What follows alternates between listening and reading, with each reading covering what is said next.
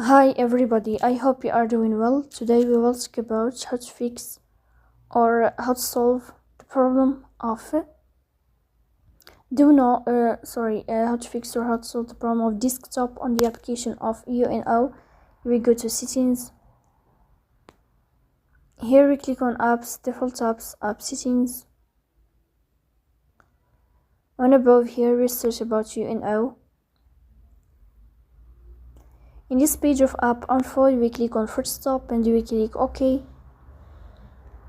Here you will enter to the window of storage. Then we click on clear cache. After that we go to Play Store. You will search about the application of UNO.